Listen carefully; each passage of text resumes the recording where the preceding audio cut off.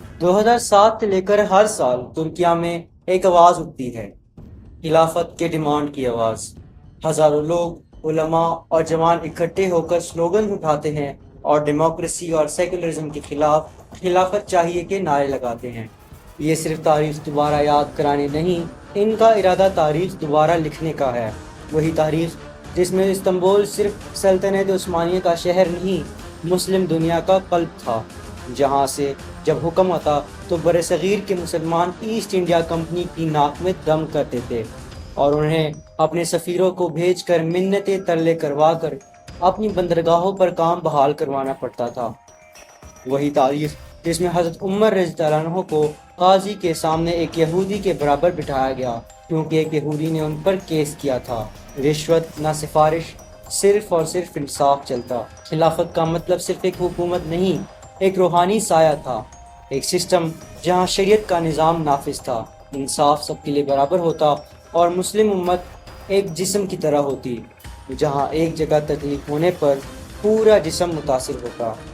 نہ فرقوں کا فاصلہ، نہ مسلمان اور مسلمان کے بیچ کوئی سرحد، صرف ایک امت۔ 1924 میں مصطفیٰ کمال اتا ترک نے خلافت ختم کر دی اور ترکیا کو سیکولر بنا دیا۔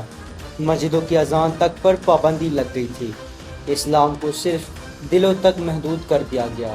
اب ہر سال ترکیا میں خلافہ کانفرنس قائم ہوتی ہے، لوگ اکٹھے ہوتے ہیں، سلوگنز اٹھاتے ہیں اور حکومت سے خلافت کے نظام کی ڈیمانڈ کرتے ہیں۔ لیکن میرے ہموطنوں، یہاں بات پھنس جاتی ہے۔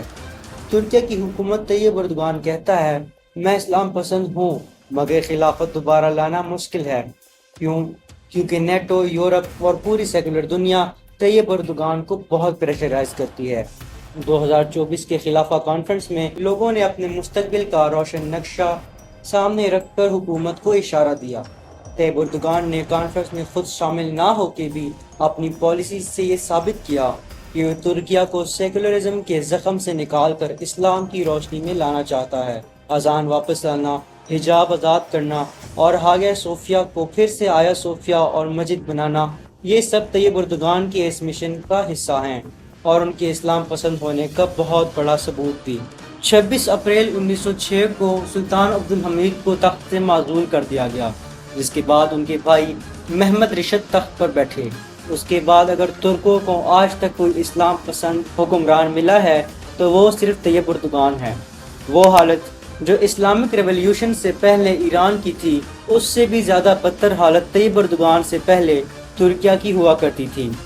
طیب اردوغان نے عورتوں کا بالوں کو کور کرنا لازم قرار نہیں دیا تھا، انہوں نے صرف اپنی زوجہ کو ہر جگہ اپنے ساتھ لے جانا شروع کیا جو اپنے بال کور کیا کرتی تھی، اور اس طرح سے اسلام کی خوبصورتی کا تاثر دے کر طیب اردوغان ترکوں کو دوبارہ اسلام کے قریب لے آیا۔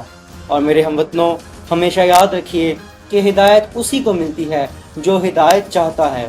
ترکیا کے لوگ ہدایت چاہتے تھے، وہ اسی لیے طیب اردوغان سے محبت کرنے لگے اور پھر سے اسلام کے قریب آ گئے۔ میرے ہموطنوں، جس وقت ہم یہ تحریر لکھ رہے تھے، بیچ میں ہمارا اپنے ترکیا کے دوست سے رابطہ ہوا، ہماری ان سے بات ہوئی تو انہوں نے ہمیں یہی کہا کہ 2016 کی فوجی بغاوت پر جس طرح ہم ٹینکوں کے آگے لیٹے طیب اردوغان کی حکومت بچانے کے لیے اور اپنے سینے باغی فوجیوں کی بندوقوں کے آگے کر دیے، اس لیے نہیں کہ وہ ہمارا پھوپھی کا بیٹا ہے، یہ صرف اس لیے ہی کیونکہ ہم جانتے ہیں کہ واحد وہی ایسا حکمران ہے جو ترکیا کو اسلامک اسٹیٹ آف ترکیا بنا سکتا ہے۔ ہماری دعا ہے کہ اللہ تعالیٰ مسلم امت کو پھر سے اتحاد بخشے، وہی اتحاد جس کے لیے ایک عظیم انسان مسلم بلاک کا نام لے کر کوشاں تھے۔ بہرحال آج کے لیے بس اتنا ہی، امید ہے ہماری کاوش آپ کو پسند آئی ہوگی۔ اللہ حافظ۔